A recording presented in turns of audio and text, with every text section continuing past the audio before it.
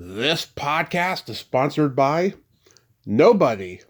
Hey dudes, welcome to Splat from the Past, the only 80s themed horror sci-fi show where things can get totally radical. Now today I will be welcoming Lisa Hoyle. She is a stunt woman extraordinaire. She has done stunts for a lot of great movies. Austin Powers, The Spy Who Shagged Me, Scream 3, The Adventures of Rocky and Bullwinkle, the Planet of the Apes remake from 2001, Superman, Spider-Man, Anchorman, The Legend of Ron Burgundy, The Spirit, Once Upon a Time in Hollywood. I mean, the list goes on and on. And she also played the trapeze artist in Terry Gilliam's Fear and Loathing in Las Vegas. And it's going to be great to have her on today. She is a frequent guest on Greg Gilbert's podcast, Python's Paradise. And I reached out to her probably around Christmas time for the 25th anniversary of How the Grinch Stole Christmas, the Jim Carrey, Ron Howard remake. And she's been super busy since then, but we're finally going to make it happen today. And I will bring up How the Grinch Stole Christmas, even though it's not Christmas time.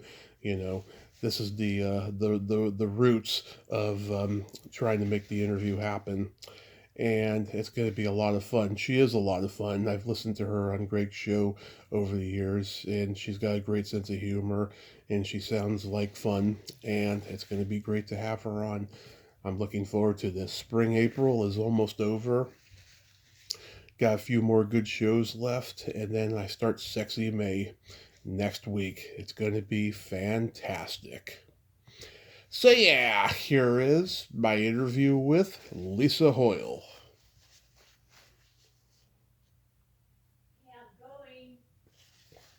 Hey Lisa, welcome to the show. How are you today? I am wonderful. How are you? I am fantastic. Thank you for finally making this happen. It's so awesome. Greg highly praises you. Oh, well, I'm happy that I could be here. I'm sorry it took me a while to finally catch up with you. That's perfectly all right. So going back in time, I heard you say in one of Greg's interviews that you began in gymnastics and trapeze. Were your parents in the circus? No, I'm first generation circus performer. So I grew up in Redlands, California, and there's a program in Redlands called the Great All-American Youth Circus. Now, it's not a traveling circus, but it is the oldest youth circus in the world. And I started that when I was 10 years old. Wow. And the rest is history. Wow. So growing up, were you an athletic tomboy? Yes. I think it helped that I was a middle child with two brothers. Mm-hmm. So I was always arm wrestling them and doing foot races. Yeah, for sure. I would call myself a girly tomboy. Yeah. I mean, that's usually the case with stunt people I talk to. You know, they climbed trees and fell out of trees and all of that stuff. Yeah. Funny thing is, when I was 4 years old, my mom was driving me to high school. This is before seatbelt laws, and the door flew open, and that was my first stunt. I did a bailout at 4 years old. Oh, that's hilarious. That's hilarious. Yeah. Did you gravitate toward acting as well? No, I didn't. I have, over the years, realized, like, ooh, I need to actually add that to my skill set, because when you're a stunt person, you are acting as well. Mm-hmm. It is, body acting. You have to act like the character that you're doubling would act. But then at the same time, there are times when they want to hire a stunt actor to do the acting and the stunt instead of paying an actor and a stunt double. Why not just pay one person who can do it all? Right. So you never did any school plays or anything like that? No, my performing was all circus. All circus. Didn't do plays. Hmm. So after high school, did you go to college?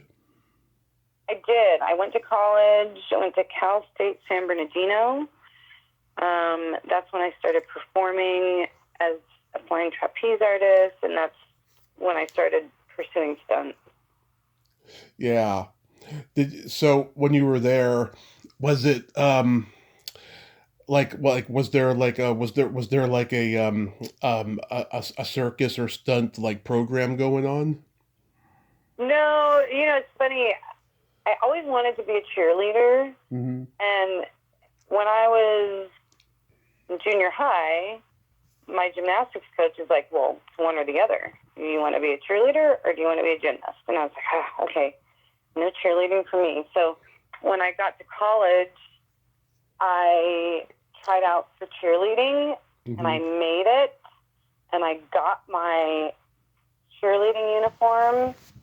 And then right when that happened is when I was asked to start training and performing as a flying trapeze artist. So I actually never got to cheer at a game. But I got the uniform. I put it on. Well, you never got to try out in middle school or high school? No. Wow. So in college, I made it. I tried out, made it, but then I had to quit because that's at the same time that I started performing as a flying trapeze artist.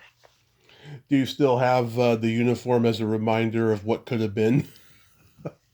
No. No. I think I had to give it back Oh, when I quit. Yeah. Oh, that's awful. Yeah. So what year do you move to Hollywood to pursue stunts? I didn't move, so I grew up in Redlands, and I stayed in Redlands when I started doing stunts. And I remember, so now I have a 2-year-old daughter, Sierra. Mm-hmm. Now, Sierra is now 32. She's a stunt woman as well. Nice. But at the time, I was living in Redlands, and I was working on Buffy the Vampire Slayer a lot. Mm-hmm. And now this was shooting in Santa Monica. Redlands from Santa Monica, that's a long drive. And in traffic, I just know there were days where I'm like, it took me 3 hours to get to work, and then I wrapped at, say, 5 p.m. Then it took me 3 hours to get home. Obviously, this is all in traffic. Yeah. And I'm like, no, that was 6 hours in the car when I could have been spending it with my daughter. So we moved to Orange County. I never wanted to live in LA proper. Yeah. But I moved a lot closer, just really so I could spend more time with my daughter. Oh, that's good. That's what I call a good mom right there. Oh, thank you. Yeah. So one of the first things you did stunts for Walker, Texas Ranger. I've interviewed Cherie J. Wilson a few times. She's awesome. Oh, wow. Yep, worked on that. Yeah. What stands out about that show?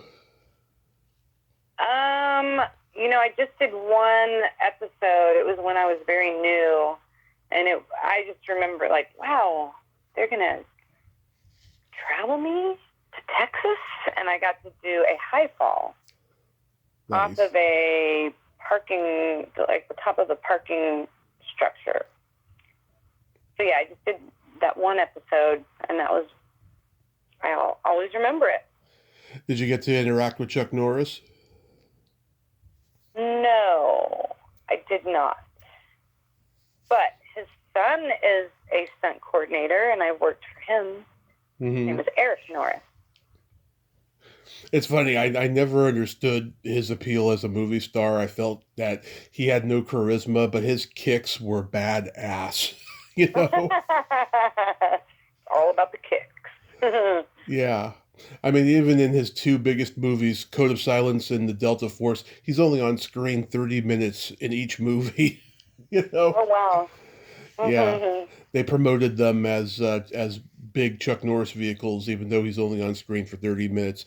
It's crazy how that works out. I mean, Chuck Norris has a presence, that's for sure. And Mm-hmm. I'm sad that we don't have him on the earth anymore, but boy, he sure did leave a mark. Yep. I mean, like I said, badass with those kicks. Mm-hmm. Yeah. You played the trapeze artist in Terry Gilliam's Fear and Loathing in Las Vegas. How was that experience? That was really cool. Just, working with Johnny Depp and I'm drawing a blank. Del Toro.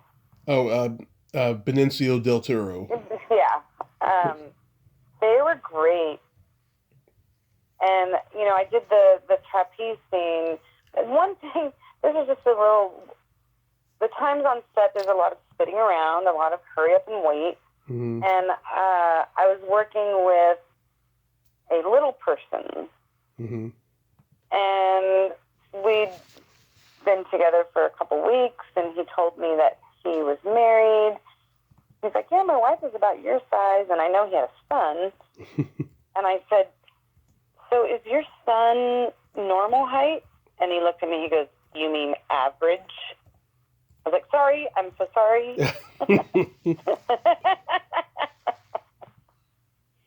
Oh, that's hilarious.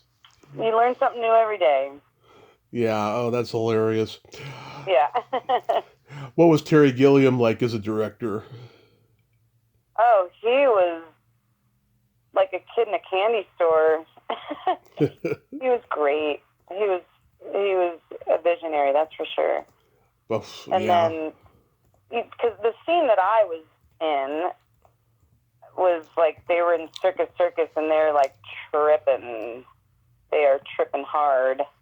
Mm-hmm. And I think they might have actually been tripping hard.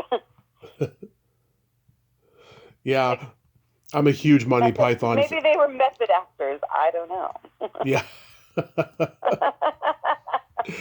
I'm a huge Monty Python fan. Are you? I remember as a kid, just my brothers watching Monty Python or listening to Monty Python. Mm-hmm. And so I just, because I was there, I heard it. Yeah. Yeah. I remember you saying in Greg's first interview that Hunter S. Thompson was supposed to be on set to visit, but instead he gave them a huge hotel bill. Yes, that is correct. He never came to set. Oh, that's hilarious. With a huge hotel bill. Yeah, in fact, because one day having lunch, I sat next to the producer, and he told me, so it wasn't just hearsay. That's something Tom Brady would do. I'm from San Mateo, just like Tom Brady is, and people have told me, yeah, he used to do shit like that all the time in like bars and restaurants. Yeah. Yeah, because I guess Hunter's ex-wife Mm-hmm. got the rights to the book, the movie. So he just, for fun, like, hey, can I come down? So he had nothing to do with, he's not attached to it. Right. Yeah. God, that's awful. But then again, he was an And then apparently, I also heard Mm-hmm. from the producer that Johnny Depp, he decided to, before they started filming, to go up to Vegas and spend time. I think he planned on spending 2 weeks with Hunter, Mm-hmm. so that he could really, embody his character and get into character. And apparently Johnny lasted 2 days. That's how intense Hunter was. He was an eccentric man, complicated, yes. Very complicated yes. man. Yes, I wish I would have had the opportunity to meet him, but yeah. I met Johnny. And then I worked on Pirates of the Caribbean. I doubled Keira Knightley, so I got to work with Johnny again. Oh, do you know Lee Ehrenberg? Oh, yep. Yep. Lee Ehrenberg, Marty Kleba. I've talked to Lee. He's a hilarious guy. He's a character. He's a character. Yes, he is. Yeah, I mean, we shot Pirates 2 and 3 back to back. Mm-hmm. So collectively as a crew, we were together for 2 years. Wow. So, like, when I call the stunt guys I worked with my brothers, Mm-hmm. because I spent more time with them than I did my family at the time. Oh. Yeah. You played a bride on an episode of Profiler. Did you work with Ali Walker? I don't remember. I don't remember if I did. Yeah, she was a hottie. Me and my dad used to watch that show because we both had crushes on her. That's like Greg and Emma Stone. Oh yeah, Greg is obsessed with Emma Stone. Oh, yes, he is. And I've doubled her, so Yeah. I'm like, yeah, I'm his once removed.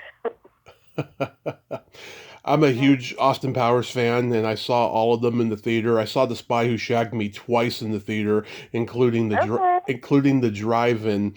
Tell me about working on that one. That was really cool because I was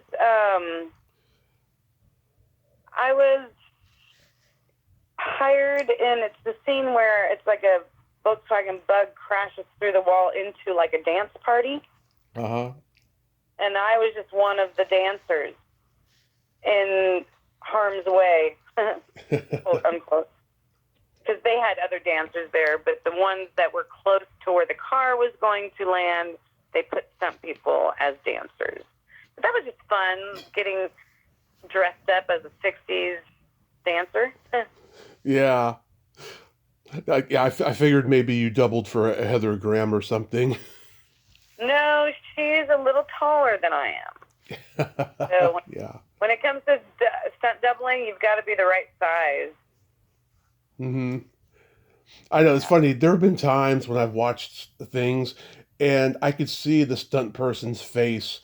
And it's like, okay, they got the wig on and everything, but they don't have to look exactly identical to the person. They just have to be able to do the stunt that the person can't do, you know? Mm-hmm. That's so true. It's like I've doubled Christina Applegate. Mm-hmm. Oh gosh, the first movie I doubled her on was called View from the Top, which was maybe 30 years ago. Right. Anyway, on Anchorman, when she and Ron Burgundy get in a fight in the newsroom and he throws her across the desk or over the desk. Yeah. If you pause it, you totally see my face. That's hilarious. Yeah, it's pretty funny. Yeah. I'm a good double for Christina, and she's amazing, and I just wish her the best because now she has MS. Yeah. And her acting career is pretty much over, but she gets to be with her daughter, so that's lovely. Yeah, it's an awful disease. Awful. Terrible. Worst. Then you doubled for Nev Campbell on Scream 3. I did. You know, it's funny. I don't know how you know that because I did not make the credits. It says it on IMDb that you're uncredited. Oh, yeah. Does it? Okay, well, hey, at least it's on there. I don't know how they found out, you know. Yeah. What was Wes Craven like to work with? Oh, he was like my dad. Like the most sweet, gentle person. Mm-hmm. Which is ironic because he, directs these horror films. Yeah. I just remember doing a stunt, and it's where like she's being chased by Ghostface, and she like dives out the window and rolls off the roof and falls on the ground. And when we shot that, it's shot in a bunch of different pieces, and I just the landing. Yeah. It took the air out of me, that's for sure. But I just remember after he just came up and gave me a hug. Oh. Like, that was wonderful. Yeah, he was such a sweet man. Yeah, he was a warm, even-tempered, nice guy who grew up religious. He didn't even see a proper movie till he was in college, you know? Wow. And yeah, he was great. Mm-hmm. Sam Raimi, love him. I've worked on a couple films with him. He was great. He Sam Raimi would always show up to work in a suit that was like 2 sizes too big. Oh yeah, he was a Hitchcock lover, and that's what Hitchcock did. And Hitchcock was a big guy. Yeah, he was great. Yeah, Sam Raimi loves to wear a suit and tie on set in homage to Hitchcock, and he likes to have a cameo in his movies like Hitchcock did. Yes, and he also, so there's a station wagon that Sam Raimi and Bruce Campbell drove across country when they were, I don't know, in college. That was like their "we're gonna go make it in Hollywood" trek. Yeah. And that station wagon has a cameo in all of his movies. Wow.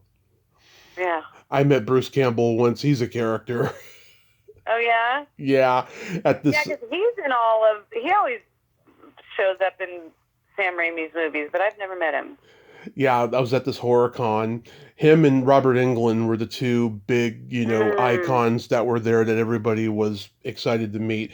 Actually, it was a Comic-Con, and they were the two big horror guys there. And, I was in line for 2 hours and 30 minutes to meet Robert.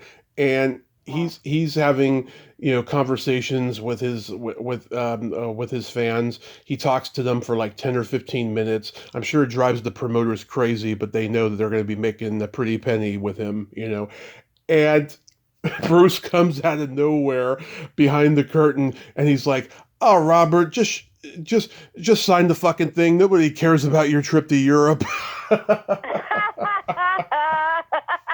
It was hilarious. That's funny. Have you met Derek Mears? Derek Mears, no. Derek Mears is one of the Friday the 13th. He's like so he started out as a stuntman. Uh-huh. I worked with him on Pirates of the Caribbean, but he's tall. Mm-hmm. He has alopecia. Uh-huh. And so he's perfect for like creature work and all of that. Anyways, Derek Mears. You would love him. Nice. How about the Adventures of Rocky and Bullwinkle? Oh, that was great. I doubled Piper Parabo in that, and I got to do round off back handsprings in high heels. Yeah. That was fun. What, were your feet killing you? So, I just remember, it was Jason Alexander, and I'm forgetting her name, that played the female. Oh, let me look it up. The one that you doubled? No, not Piper Parabo, but the lady. Oh, Renee Russo? Thank you, Renee. Yeah. So, gotta love her because, so we're getting ready to shoot this scene, and they want to do rehearsal. So I do rehearsal, round up back handspring, and then they want to do like another rehearsal, and Renee stands up for me and is like, "No, she is not doing these round off back handsprings until cameras are rolling. Come on." I was like, "Thank you." Yeah. Yeah, she was awesome. She was great. I always had a crush on Renee Russo. Yeah, I'll never forget that. Yeah. She could have just stood there and watched me do it. She's like, "No, why? She doesn't need to do this." So when I first reached out to you around November-ish last year, it was the 25th anniversary of Ron Howard's How the Grinch Stole Christmas. And you doubled Molly Shannon, of all people. I did. I love her. I've heard nothing but good things about her. She was great. I just remember her. It was just one of those in between shots. We're sitting there with each other, and she's like, "So you have a daughter?" Mm-hmm. Again, she's like, "I really want a child so bad." And I think she did later have a child. I don't think she's married. I could be wrong. I don't know. I just remember hearing like, "Wow, she did it." I remember her telling me that she really wanted to be a mom. And I also remember when I was working on How the Grinch Stole Christmas, and going through hair and makeup was quite a process because I had to look like a Who from Whoville. Yeah. And the person that was babysitting for me actually brought my daughter Sierra, who I'm going to say she was maybe 4 or 5 at the time, Mm-hmm. brought her to Universal where we were shooting to come and see me. Mm-hmm. And she saw me and would not hug me. She's like, that is not my mom. Oh. Because I looked like Molly Shannon in Whoville. Oh my God! Yep, that'll happen sometimes. Yeah. Any interaction with Jim Carrey? No. Boy, they kept him like Guarded. he was. Yeah. Yeah. They kept him very guarded. Like if they had him in a golf cart, they had curtains around the sides of the golf cart because at Universal Studios they have the tram tour. Yeah. The tram tour goes through the lot where we shoot, and so they did not want anyone to see him. Wow, that is crazy. Yeah. That is crazy. I interviewed the woman who played the school teacher, Mary Stein. Oh. Yeah, she has a very long neck. People have called her like giraffe and stuff since she was a little girl and stuff. Yeah, I remember going to a movie a few months before How the Grinch Stole Christmas came out, and I saw the teaser trailer, and I thought to myself, this has to be Tim Burton. But then to find out it was Ron Howard, it completely mind-fucked me because Ron Howard doesn't go this dark, Right. You're right. It was a big departure for him. Ron was great. And then I just remember the sets. Mm-hmm. The sets were amazing. Yeah, I mean, God, I look at it and go, yeah, I mean, they really well prepared, well thought it out, and made it look like, what was in the original book and cartoon. Mm-hmm. Yeah. No, you're right. And you forget about the work that goes into building these sets. Because usually, I show up and the sets are all done. Mm-hmm. So I actually kind of like it when, let's say I'm working on something and we have rehearsal days. So we actually go to the set to rehearse while they are building it. And I like to see that because I'm like, okay, I want to see what happens before I show up. Because when I show up, it's like, all right, camera's ready to roll. Everything's good to go. Yeah, I've done see the work it takes. It's like, whoa. Yeah, I've done prop handling in theater, and I was never comfortable being around when things were being built because I was afraid, I was going to get in the way and I was going to, maybe step on something and destroy something like you see in a movie or something. Mm-hmm. Yeah, I was never comfortable being around the stage setting and everything like that. Right. Because it could be dangerous. Yeah, so going back to Sam Raimi, I love the Spider-Man movies that he did. I think they're the few Marvel movies that actually got it right. And I'm sure making those movies were a lot of fun. They really were. I've worked on a couple of the Spider-Mans. I'm trying to think, was it 1 and 2? I don't remember. Yeah, one you were Kirsten... go ahead. I worked on the one with Dr. Octopus. Yeah, with what's his name? Abel Molina, right? Yeah. Yeah. Yeah. He's in the operating room and he goes wacko in the operating room, and I'm one of the nurses that he flings around. Yeah. Yep, I remember. And then I did double Kirsten Dunst for one of the scenes. Yeah, those were fun. But you didn't get to do 3. No, I remember. Did Sam Raimi direct 3? I think so. I think he did.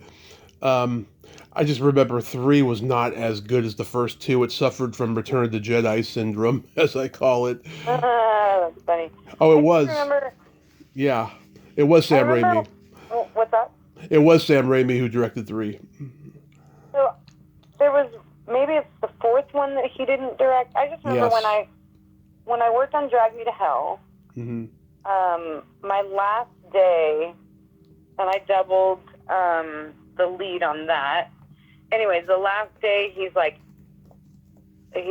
shook my hand goodbye, and he said, "I will see you on the next film," which that was the next Spider-Man, because he knew that I could double Kirsten Dunst. So I was like, yes, but then he ended up not directing the next Spider-Man. Oh, right. Yeah. I forget which one that was. Anyway. Yeah, I remember people on the internet criticizing him for not returning to 4. It's like, he did 3. It's like, make it a trio and then move on to something else. Yeah, I think it was he and the studio didn't see eye to eye. I think that's what it was. I could be wrong. Interesting. Yeah. And then he went and did the Oz movie, right? The Mario Land of Oz, the Wizard of Oz kind of revisionist movie. Yeah. Yeah, you worked on a very underrated Coen Brothers rom-com, Intolerable Cruelty. I like that. That's a good one. That was fun. Yeah. Yeah, what'd you do on that one? That one I don't know if I was doubling or just playing my own part. I was passenger in a convertible, and we were just flying down PCH, and I think I was sitting up on the seat and holding a glass of champagne or something. Oh. Yeah. Yeah, I love the chemistry between George Clooney and Catherine Zeta-Jones. And I remember at the time, I don't know, I saw this little behind-the-scenes featurette and stuff, and he was painting her toenails. That's funny. That's what I call a real man. I myself have been painting my toenails since I was 13, and I've always painted my ex-girlfriend's toenails and stuff. So that, to me, that's what a gentleman does, Yeah. Yes. Yeah. Yeah. You mentioned Anchorman. It's funny that you worked on that, because my favorite part is when all the guys start singing "Sunny Afternoon Delight" from Starland Vocal Band. Oh my gosh. That cracks me up every time. I know. I say, I love Lamp. Just the little things from that movie. I remember being on set and having to walk off of set because Will Ferrell and his improv. Yeah. I was like, I have to walk off set. He's killing me right now. He's good. That is hilarious. Yeah. It's funny, you got to do stunts for so many comedies. I think Leslie Hoffman has probably done stunts for the most comedies, if not more. But you're pretty equal on that resume thing, that you've gotten to do stunts for comedies. Yeah. So I'm working tomorrow, and this is something that people don't think about, but the actress that I'm doubling is a size 0. Okay. I'm a size 2.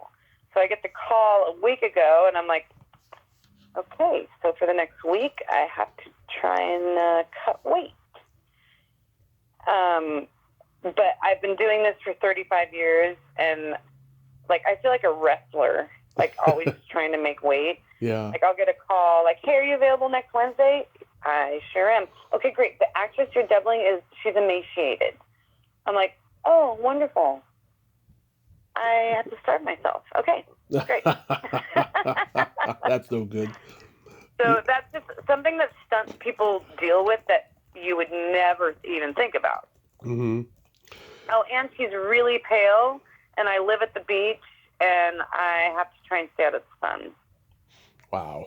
So those 10,000 steps are slacking right now. That's a challenge. Mm-hmm. Hats off to you. Thank you. Yeah. And then another thing that people don't think about, like any stunt man will tell you, oh, stunt women, they are way tougher. And here is why. Mm-hmm. A stunt man is usually wearing, a suit, pants, and a jacket. They're a cop. They're whatever. So they can wear knee pads, elbow pads, Yeah. pads, shin guards, forearm guards, whatever. Because they can cover it up. However, the girl is usually wearing something scantily clad. So I cannot wear elbow pads. I cannot wear knee pads. I can bubble wrap around my torso. That's what I can do. I've done it. You take one for the team. That's right. That's right. You doubled for Jane Fonda in Monster-in-Law. I did. That was her She comeback. was great. That was her comeback movie. Yeah. Yeah. That's hilarious. I remember on that one, this is before cell phones. I think I had a digital camera, and I was like, hey, do you mind if I take a picture with you? And she's like, well, let's get the professional photographer to do it. And I was like, okay. So we take a picture, but then I'm like, well, I don't know what good that did for me because that wasn't my camera. But a week later, I get an 8x10 in the mail from her, signed, to my favorite stunt double, love Jane Fonda. Oh. She is classic, like old school. Yeah. She knows how to do it. She was great. Oh, yeah. I've heard nothing but good things about Jane. Yeah. She's very kind and compassionate. Yes. Yes. I saw The Spirit in the theater when it first came out, and my best friend, who is no longer with us, I miss him so much. I remember him saying when we left the theater, Samuel L. Jackson is the dorkiest black man alive. I thought it was a pretty interesting take on The Spirit, because there had been a TV movie in the late '80s. It was like a pilot that Sam Jones had done, but this take on The Spirit I thought was pretty interesting. I never saw it. Was it good? Yeah, it's pretty good. In fact, I probably haven't seen the majority of the things I've worked on. Oh, for sure. I've maybe seen 10% of what I've worked on. You don't get invited to premieres much?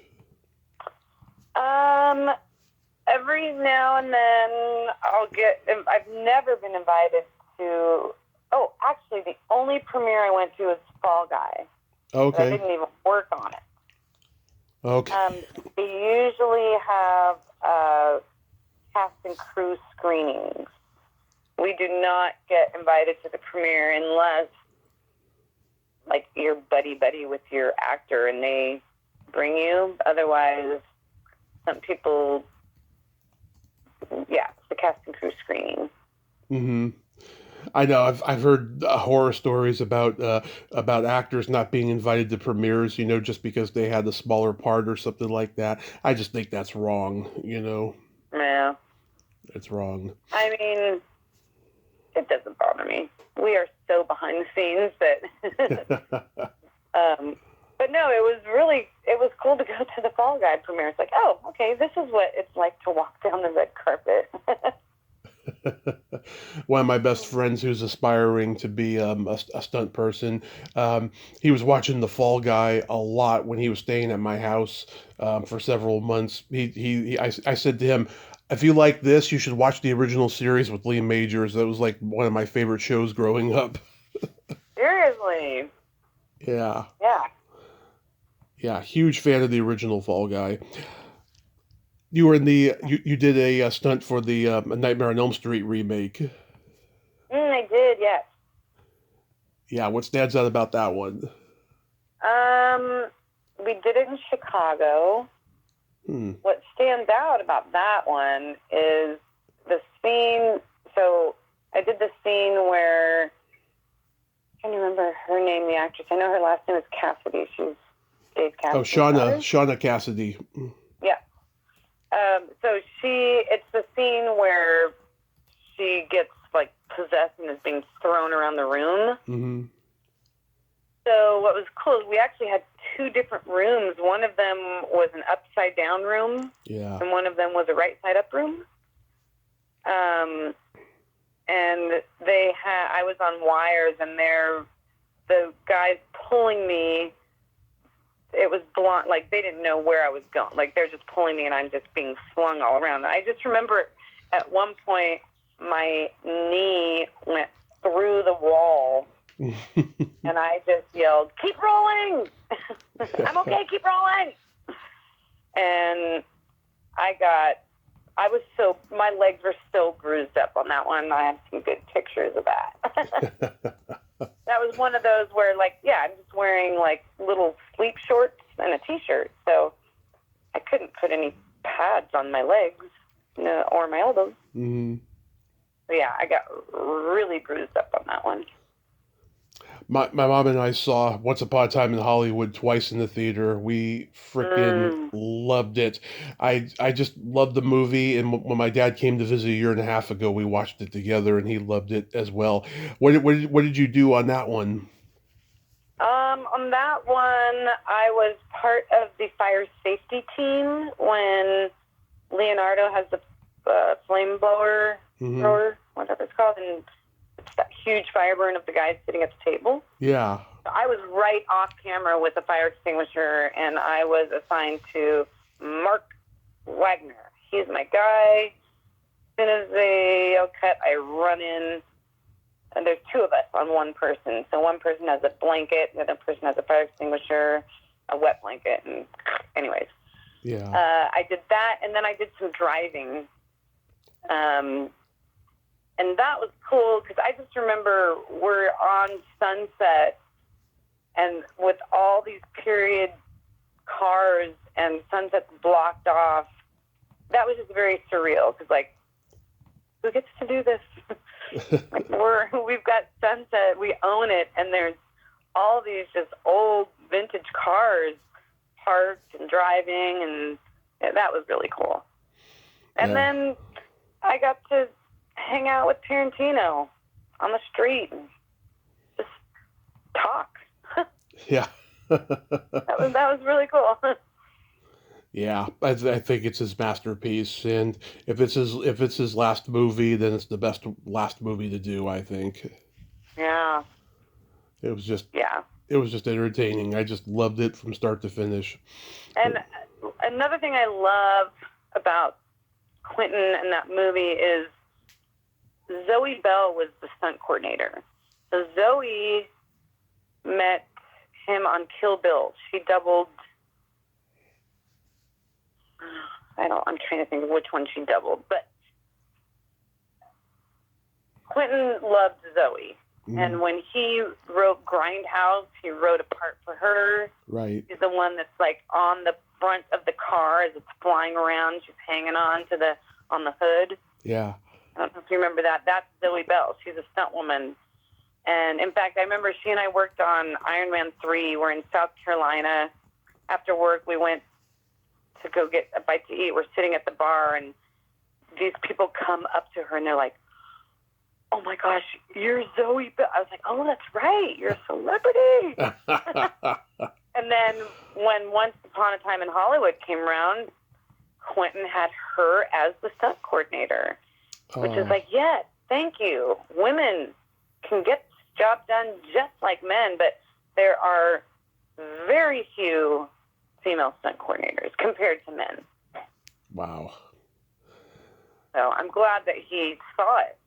He believed in her, and he gave her the chance. Yeah, I got to interview the legendary Gary Kent. Did you know him? No. He's the stunt man at Spawn Ranch who punched Charles Manson, and he was the consultant on the movie, because of Brad Pitt's punching of Charles Manson, and so forth. And he walked me through the whole thing, and I was like, "Wow, that is just so crazy," I mean, to think that he probably provoked something without subconsciously knowing it. Yeah. Yeah. It's crazy. It's history, is what it is. It's so true. So, do you enjoy still doing stunts? Oh, yes. I absolutely love it. Mm-hmm. Working tomorrow, Yep. and it's a fight, and I have a sword. Nice. And that's all I know. I don't even know what it's called. Yeah. But yeah, I absolutely love doing stunts. If it were up to me, I'd be on set Monday through Friday every day. But that's my life. Yeah. I mean, the business is changing every day. I'm sure you've been able to keep your head above water, in the last decade that the business has been just crazily changing. Oh, it's changed big time. We have a lot of runaway production, which is where productions go elsewhere where they have tax incentives and they can get it done for a lot less. Yeah. And I mean, I don't blame them, but California needs to get with the program. It's like, come on, this is Hollywood. Yeah. And then I've also noticed, I just turned 55, and Congrats. Hollywood prefers youthfulness. It just is what it is. Well, I mean, I've talked to so many of the guys who are like 80 years old and still doing it, and I'm just mind boggled. And so many of them have said, "Yeah, I want to die. I want to die during a stunt. I want to do this till the day I die." That's me. I'm like, hey, you're going to need an old lady to get hit by a shopping cart or something. This is what I do best. This is where I belong. So I'm 55. I could retire if I wanted to early, but I'm like, no, I'm not done. I am willing and able. Yeah, the ones who retired way too early, the ones who got serious injuries, I feel so bad for them, because they still wish they could be doing what they did, what defined their identities back in the day and stuff. Have you had any major injuries? Oh, yeah, I sure have. What's the worst one? Oh, you mean the one where they brought in the chaplain and had my family say goodbye? Oof, what happened? Yeah, I was working on a show called Justified, Mhm. and everything was going swimmingly, and then they changed the shot and didn't invite me to the safety meeting. Mm-hmm. The most absurd thing I could ever think of. Now, also, the producer was directing. The first AD had never been a first AD. It was a splinter unit at 2:30 in the morning. Like dominoes were lining up, and I was at the end. So I was, the scene we were shooting, there's a car that is going to T-bone the car that I'm standing next to, so it's static. And the car is just stopping short. Mm-hmm. That's it, just stopping short. Now, hold on, let me tell you, I don't remember any of this, but the stuntman I was working with tells me everything. And he's a veteran, Alan Robinson. Love him. Mm-hmm. So now, Alan Robinson and I go to craft service. They hold a safety meeting, didn't invite either of us. And now the car is not stopping short. It's actually hitting the car that we're standing next to. The problem is, now Alan, he's pointing guns at the car, so he sees everything that's happening. I'm crouched down, ducked and covered, so I don't have the eye line. Mm-hmm. At the last second, Alan's like, oh, shit, this car is not stopping. So he jumps out of the way. He goes, then I spin around and look at you and just yelled, oh, my God, help. He goes, you're on your back, unconscious, eyes dilated, foam coming out of your mouth. Wow. Brains on the asphalt. So I had an open skull fracture, traumatic brain injury. Oh. Thank God it was an open fracture, otherwise I wouldn't be here. And I'm a miracle. Like the hospital I was at called Henry Mayo, they actually did an article on me where I'm standing with my doctor and it says, clinical staff reunites with miracle patient. Because the doctors like I said, they thought I was gone. And I've had a full recovery, except for I can't smell or taste, but who cares? I'm alive. Oh my God. What year was this? 15 years ago. Wow. I mean, Yeah. you sound like you've been unscathed. You sound pretty normal. I mean, God. Thank you. I mean, I even have asked my family, like, okay, be honest with me. Am I the same person as I was before? You know what my daughter said? What? I think we might be a little funnier. Well, it's funny. My car accident, which happened 11 years ago. Yeah. Tell me about that. I mean, it was just a night of drinking gone awry, and I fell asleep in the passenger seat. The driver fell asleep at the wheel, and we both ended up in the middle of the road. We got out okay. My hand was cut up pretty badly, and I was sweating, and my heart was racing. I just remember that. Then I blacked out, and what happened was a car collided with ours, and the impact hit us. And I was in wait. Mm-hmm. A car collided with you after your accident? Yeah. Or So that was the accident. Yeah, so we hit the side rail, and the car flipped. Okay. The car flipped. The windows were broken, damaged, and so forth. And we got out of the car, and we were okay. Just my hand was cut up a little bit, and then the Right. car collided, and then the impact of the car colliding hit us. Oh.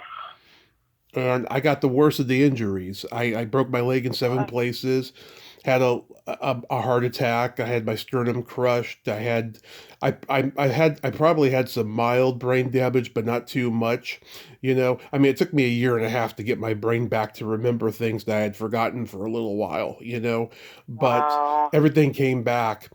And I had like 12 surgeries in just a short amount of time, and I think I've become a lot funnier, and I think I've become a lot smarter and stuff. Everyone tells me, God, I mean, I always knew you were smart, but I think you've gotten smarter since your accident. I'm like, I agree. I've made a lot better decisions.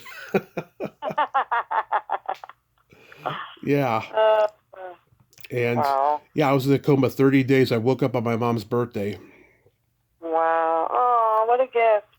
It is. Every day is a Yeah, gift. I was in a coma for a week, and then I had to learn how to walk again. That was the worst. Yeah, learning how to walk again was the worst. I mean, I didn't think I was ever going to walk again. And the doctor said I wasn't going to. And of course, doctors don't know shit. They always say stuff like that. Yeah, But they are in practice.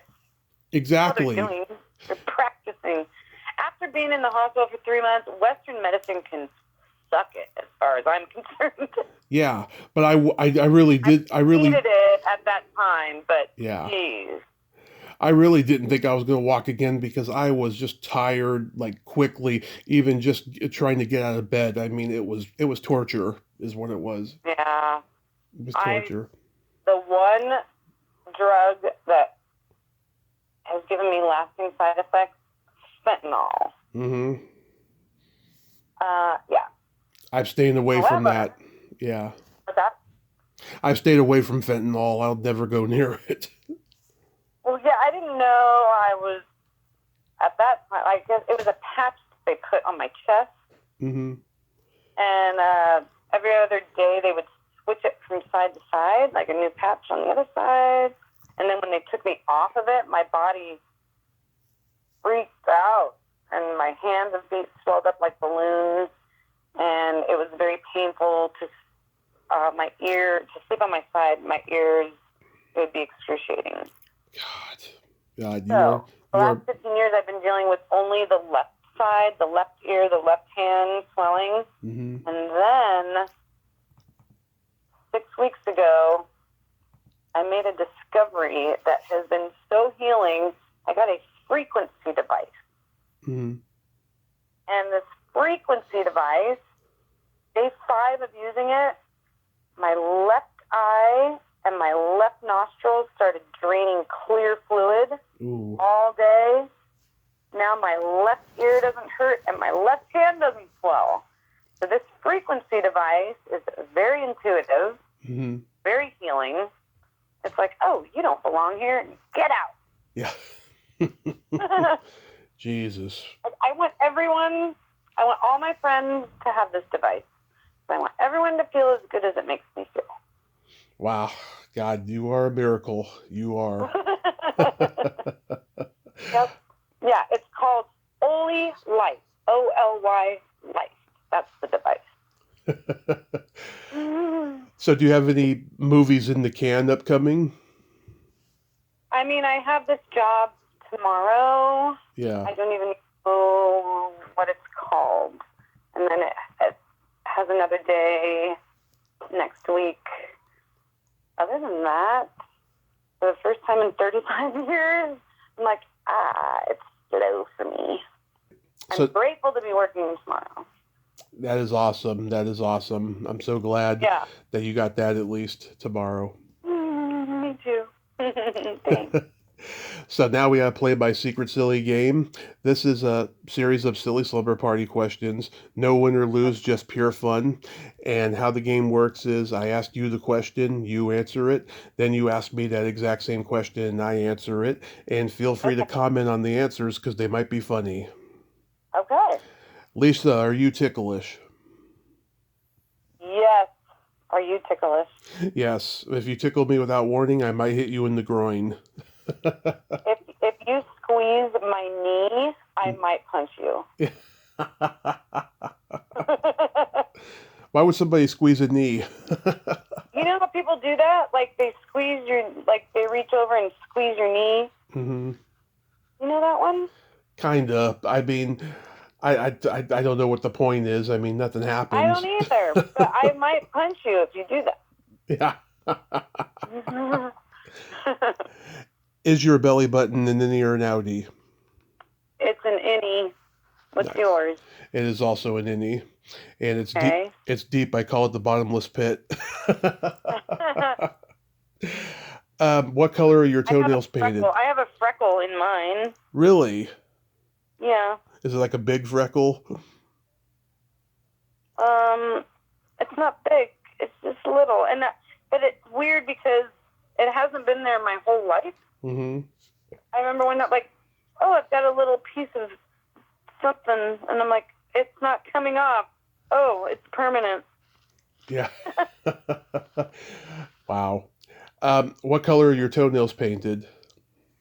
Ooh, my toenails are painted white. Nice. What are yours? Mine are blue-green because Easter just passed. Aha. Yeah, I like to go elaborate. Yeah, I went to get my nails done, 2 days ago, and I was going to get a French manicure, and then I was like, oh, I can't. I'm doubling an actress. I have to match hers, and I'm hoping that the picture that they sent me of her and her wardrobe, I'm hoping that is the actual wardrobe for the scene we're working in because it's closed-toed shoes. Okay. Otherwise, I really screwed them over because I'm wearing gel, and you can't take off gel with this nail polish remover. Yeah. Hopefully you'll get them done the next day or something. Right. What would you say is your best personality trait? My best personality trait is I don't get mad. That's good. My boyfriend says I'm so laid back I could tip over. What's your best personality trait? I'm a Gemini, so I have empathy and I have no filter. Oh, nice. Yes. See, I'm a Pisces, but I'm a Pi baby, which means I was born on 3/14, 3.14. Mm-hmm. So I have a new tradition. On my birthday, I walk to the pie bar and I get a free piece of pie because I'm a pie baby. My parents are both Pisces. My mom's February 21st and my dad's March 4th. Oh, nice. My daughter's a Pisces as well. She's February 28th. Wow. Yeah.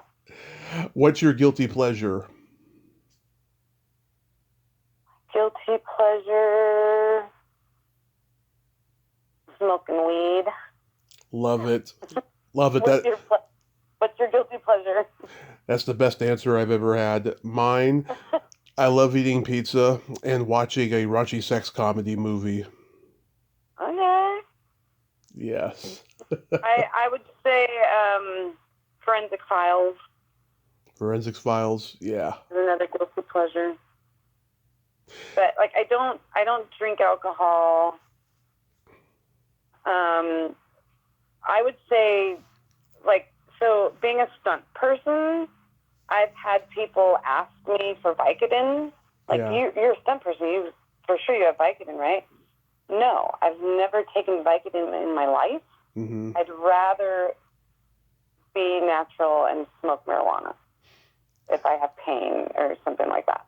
So that's it. My dad was addicted to Vicodin after his neck surgery back in the 90s. It was awful. Just That's awful. awful.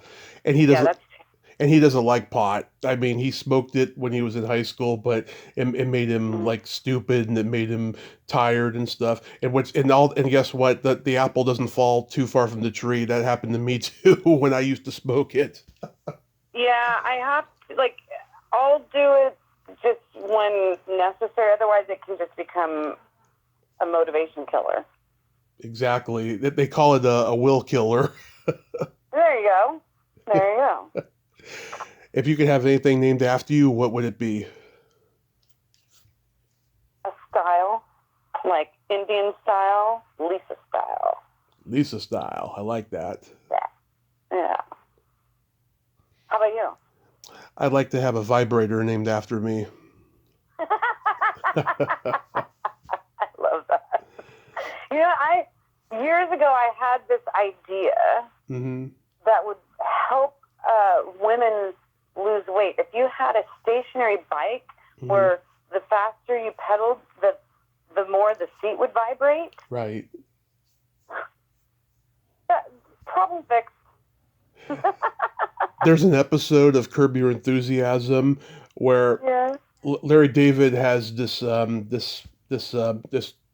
I guess it's an SUV, a truck or something, and every time somebody sits in the passenger seat, they have an orgasm when he's driving. It's very funny. It's very funny. I worked on Curb Your Enthusiasm. Oh yeah? Yeah. Yeah, very funny show. That is a funny show. And then my favorite question, is there a stinky smell that just makes you gag? Well, when I had my brain injury, I lost my sense of smell and taste. Oh, I remember that, yeah. But I would say when I could smell, I can't stand cigar smell. Yeah, and the worst. Cigarette and cigars. The worst. My mom was a smoker 35 years. Oh my God, I didn't like the smell of cigarettes, no. What's yours? Either farts or feet. Yeah. The classics. Yeah, I can see that. I have a couple jokes for you. Okay. What do you call a boy that doesn't masturbate?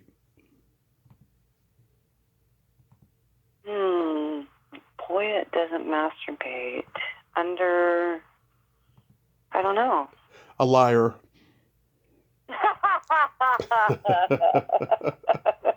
Real talk. Yep. You know the difference between a golf ball and a G-spot? Can never find it. A man rather spend 20 minutes looking for a golf ball. What's the difference between in-laws and outlaws? Outlaws are wanted. Yeah, you got it. That's an old one, yeah. Oh, yeah. Oh, believe me, I got so many jokes in the Rolodex of my brain. Like I can tell you so many of them, and you could blame it on my. Yeah. What do you call a deer with no eyes? Deer with no eyes. I should know this one. What? No idea? Oh, yeah. Yes, that's right. What do you call a deer with no eyes and no legs? Oh, under a buck? Still no idea? Oh, still no idea. What do you call a virgin deer with with no eyes and no legs. What? Still no fucking idea? That's great.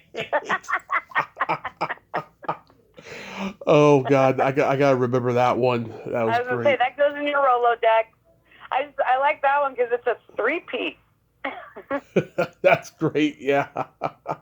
What kind of meat does a priest eat on Friday? I don't know. None. Okay, that's funny. Yeah. I was gonna say none, but I didn't even get it. Yeah. Till now. Jijing, I'll be here all week. So good. Thank you, Lisa. Thank you so much for finally coming on. This was a lot of You are fun. so welcome. You are so welcome. I loved being here. You are a great interviewer. Thank you. And I hope we make one person laugh. I hope so, yes. And keep being the badass that you are, and be safe, and you know, have continue having fun doing your stunts, but as I said, be safe. Thanks so much, and don't be afraid to be great. Thank you. Thank you. All right. Okay. Talk to you later. Talk to you later. Bye-bye. Okay, bye.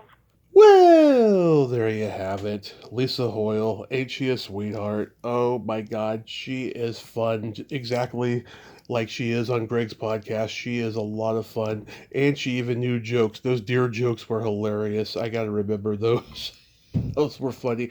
No idea. I love that. I thought I knew them all. Wow.